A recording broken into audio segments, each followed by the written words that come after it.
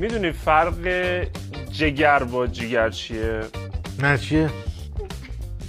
جگر رو میخورن جیگر رو نه یه خیاطه بوده متر نشه دور کمر مشتریشو بگیره خطکشو میکنه تو زب در 3 ممیز 14 میدونی رشته مورد علاقه